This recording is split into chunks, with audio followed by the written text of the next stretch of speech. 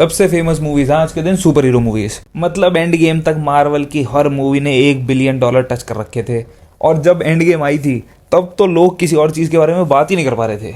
पर मेरी favourite super hero movies हैं शुरू के टाइम की, जो ना खुद को ज़्यादा सीरियसली लेती थी, ना वो एक यूनिवर्स बनाने की कोशिश करती थी, खुद को 3-4 मूवीज से जोड़ने में लगी रहती थी। क्या बढ़िया बढ़िया मूवीज थी उस टाइम। स्पाइडरमैन थी, गोस्ट राइडर थी, इनक्रेडिबल हल्क थी, हैंकॉक थी, एक्समैन थी, हेलबॉय थी, और आज जिस मूवी की हम बात कर रहे हैं फैंटास्टिक फोर, अगर एक वर्ड में डिफाइन होगी तो वो है फन। फन मूवी थी, ना उसमें ज़्यादा दिमाग लगाना था, ना वो ज़्यादा लंबी थी।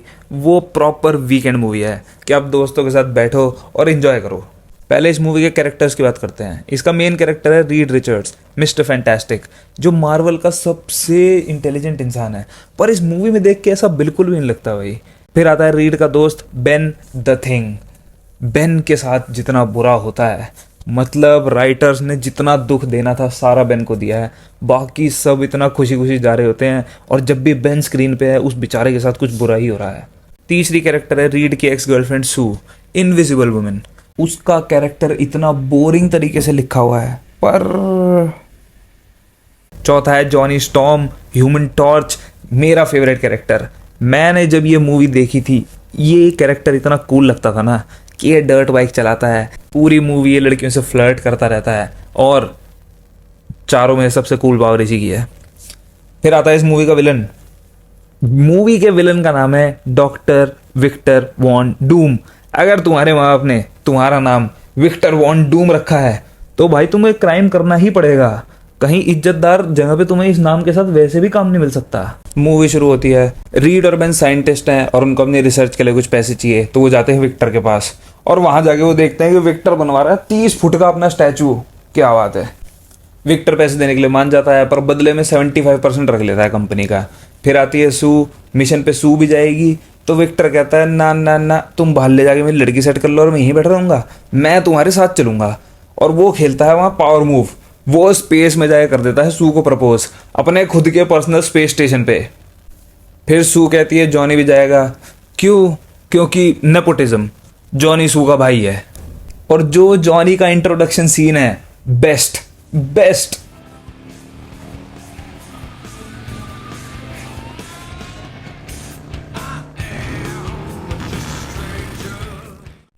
यूनिवर्स का सबसे इंटेलिजेंट आदमी फिर करता है मिस कैलकुलेशन। जिस रेडिएशन क्लाउड को वो देखने गए थे वो 7 घंटे पहले आ जाता है और उनकी स्पेसशिप से टकरा जाता है, और इस एक्सीडेंट से मिलती है इन सबको सुपर पावर्स। जॉनी पूरा आग में कवर हो सकता है, सू इनविजिबल हो जाती है, रीड स्ट्रेची हो जाता है, और बेन बहुत स्ट्रांग हो जाता है। लेकिन बाकी तीनों बंदे नॉर्मल दिखते हैं अब भी, लेकिन बेन ऊपर से नीचे तक पत्थर में कवर हो जाता है और वो लग रहा है बिल्कुल एलियन। और एक्सीडेंट के बाद मूवी सीधा कट करती है कि वो अर्थ पे आ गए हैं बिल्कुल सही सलामत। कुछ एक्सप्लेनेशन नहीं है, क्या हुआ, कैसे वापस आए, बस आंख खुली है, हम जी ओके हैं जी सारे। वापस आके विक्टर को हो गई है दिक्कत। कंपनी के इन्वेस्टर कह रहे हैं तूने करा दिया हमारा नुकसान। और इस मूवी में विक्टर का कैरेक्टर मोटा मोटा स्पाइडरमैन 1 में नॉर्मन ऑसबॉर्न जो था ग्रीन गॉब्लिन, उसका कैरेक्टर है कि ये कंपनी का सीईओ है, कंपनी इसी ने बनाई है, लेकिन बोर्ड ऑफ डायरेक्टर मिलके इसको निकाल देते हैं बाहर। फिर ये किसी डॉक्टर के पास जाता है, अपने थोड़े टेस्ट वगैरह कराता है, और जो डॉक्टर इसके ऊपर टेस्ट कर रहा होता है ये उसी की जान ले लेता है। उसके बाद ये बाहर निकलता है और इसके जितने बोर्ड ऑफ डायरेक्टर होते हैं उन सबको मारना शुरू कर देता है। सेम ही है। जॉनी करता है हॉस्पिटल से निकलने की तैयारी, और जो इस हॉस्पिटल की नर्स है उससे ज़्यादा नॉनचलांट कैरेक्टर नहीं देखा मैंने आज तक। वो जॉनी का टेम्परेचर नापती है, वो 209 निकलता है, वो उसे फिर भी बाहर जाने देती है। ना कि सिर्फ जाने देती है, वो उसके साथ जाती है स्कीइंग करने। वो स्कीइंग करते करते देखती है कि इस आदमी ने उड़ना शुरू कर दिया है और ये पूरा आग में कन्वर्ट हो चुका है, और वो कहीं लैंड किया है और वहाँ की सारी बर्फ पिघल चुकी है। उसके बाद ये लड़की क्या करती है सोचो, सेक्स। तो जॉनी की पावर अनलॉक हो चुकी है। सेम टाइम पे रीड और सू खाना खाने बैठे होते हैं, उन दोनों की पावर अनलॉक हो जाती है। वो तीनों मिलते हैं कि क्या करें, वो बेन को ढूंढने जाते हैं, और बेन के कमरे में मिलता है इतना बड़ा छेद। और 2005 के हिसाब से जो CGI है, सबकी सुपर पावर अच्छी लगती है। आज भी अगर देखो तो ऐसे नहीं लगता कि वो बहुत पुरानी मूवी देख रहा हूँ मैं। लेकिन मेरी फेवरेट कॉस्ट्यूम है द थिंग की, क्योंकि उसमें कोई CGI नहीं है, वो पूरा सूट प्रैक्टिकल है और वो दिखता है भाई, वो स्क्रीन पे अलग से दिखता है। बेन जाता है अपनी बीवी से मिलने, और उसकी बीवी उसको देख के ऐसे रिएक्ट करती है जैसे भूत को देख लिया हो। और उसकी बीवी को पता है कि ये बेन है। बेन उसे समझाने की कोशिश कर रहा है, लेकिन उसकी बीवी ना कोई बात सुनती है और वो चिल्लाते हुए डर के भाग जाती है। बेन पहले ही अंदर से टूट चुका था, इसके बाद तो बेन बिल्कुल ख़त्म हो जाता है अंदर से। फिर बेन दुखी होकर किसी ब्रिज पे बैठा होता है, वहाँ एक बंदा आता है सुसाइड करने। जो सुसाइड करने आया है वो बेन को देख के इतना डर जाता है कि वो ब्रिज के ऊपर ही गिर जाता है। फिर बेन नीचे कूदता है उसको बचाने के लिए, और बेन की टक्कर हो जाती है किसी ट्रक से। और पुरानी पिक्चरों में ऐसे वाले सीन इतने बढ़िया लगते हैं। अब तो सब कुछ सीजीआई कर देंगे, वो गाड़ी भी, ब्रिज भी, टक्कर भी, एक्सप्लोजन भी। लेकिन पहले यूज़ करते थे असली गाड़ियाँ, असली ट्रक, तो वो इम्पैक्ट फील होता था स्क्रीन पे। और जिस ब्रिज पे ये सब हो रहा है, बाकी तीनों फैंटास्टिक फोर के मेंबर ही वही हैं, लेकिन वहाँ पुलिस खड़ी होती है तो वो बेन तक पहुँच नहीं पाते। तो वो आइडिया निकालते हैं कि इनविजिबल गर्ल तो जा सकती है। वो इनविजिबल होती है लेकिन कपड़े फिर भी दिख रहे होते हैं, तो वो उसको बोलते हैं कपड़े उतार दे।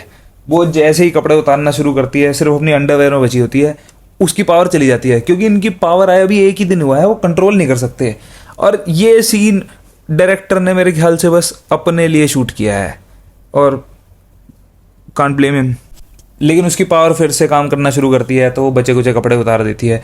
लेकिन अगर पावर फिर से बंद हो गई तो उसके बाद क्या प्लान है? और मैं क्यों कह रहा हूँ कि डायरेक्टर ने अपने लिए शूट किया है, क्योंकि सू गायब होती है और वो पुलिस वालों को पार करके चली जाती है, और अगले ही सीन में वो बाकी के दोनों भी पुलिस वालों को पार करके जा चुके हैं बिना गायब हुए। फिर ये चारों पहली बार अपनी पावर यूज करके लोगों की जान बचाते हैं, और सू डिस्कवर करती है कि उसके पास एक और पावर है अब, फोर्स फील्ड बनाने की। और मैं क्यों कह रहा हूँ कि ये मूवी फन है। एक फायर ब्रिगेड से एक्सीडेंट होने वाला होता है, और फायर ब्रिगेड के अंदर जो कुत्ता बैठा है, डायरेक्टर ने उस कुत्ते का एक शॉट लिया है जिसमें कुत्ता अपना मुंह छुपा रहा है। फिर जब सब बच जाते हैं तो लोग इनके लिए ताली बजाना शुरू कर देते हैं। क्यों? ये एक्सीडेंट इन्होंने ही तो शुरू किया था। फिर आता है इस मूवी का सबसे सैड सीन, और ऑफ कोर्स ये फिर से बेन के साथ ही होगा। उसी ब्रिज पे बेन की बीवी भी है, और वो देख रही है कि सब लोग बेन के लिए ताली बजा रहे हैं। वो अपनी वेडिंग रिंग उतारती है और ज़मीन पर रख के चली जाती है। बेन जाके उस अंगूठी को उठाने की कोशिश करता है, लेकिन उसके ट्रांसफॉर्मेशन के बाद से उसकी उंगलियां इतनी बड़ी हो चुकी हैं कि वो उस अंगूठी को उठा भी नहीं पाता। ये सीन इतना सैड है, लेकिन मूवी ज़्यादा देर तक सैड रह भी नहीं सकती। ये लोग घर वापस जाते हैं, लिफ्ट में चढ़ते हैं, और लिफ्ट में सायरन बजना शुरू हो जाता है क्योंकि वेट बहुत ज़्यादा है, और वो सारे मिलके बस बेन को देखना शुरू कर देते हैं, और वो खुद उतर जाता है। अब ये जनता की नज़रों में बन चुके हैं हीरो। अब ये घर जाते हैं, रीड सबके ऊपर टेस्ट करना शुरू करता है, सबकी पावर्स को समझने की कोशिश करता है, और कूल मोन्टाज है भाई, मज़ा आता है देख के। अब डूम करता है अपना पहला मर्डर, जो डॉक्टर उसका चेकअप कर रहा होता है उसी का ही। थिंग अपने हाथ से 7-8 संतरों का जूस निकालता है, और जॉनी सोचता है कि अब इन पावर का मैं कुछ तो फ़ायदा उठाऊं, तो वो किसी स्टंट कंपटीशन में चला जाता है। वहाँ जाके अपनी पावर शो ऑफ कर देता है, तो बहुत सारे रिपोर्टर आ जाते हैं, और वो बातें करते करते बेन का नाम द थिंग बोल देता है।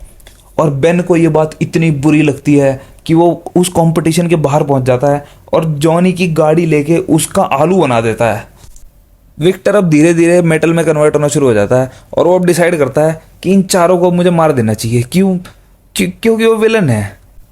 वो बेन को पकड़ के ब्लैकमेल करता है कि तुझे वापस इंसान बना देता हूँ। बेन को लगता है कि वो उसकी मदद कर रहा है, बट विक्टर बस अपनी फाइट आसान कर रहा होता है। फिर वो सीधा मिसाइल दे के मारता है रीड के घर में। जॉनी मिसाइल को डिस्ट्रैक्ट कर लेता है, और बेन फिर से खुद को कन्वर्ट कर लेता है द थिंग में, ताकि वो डूम को हरा सके।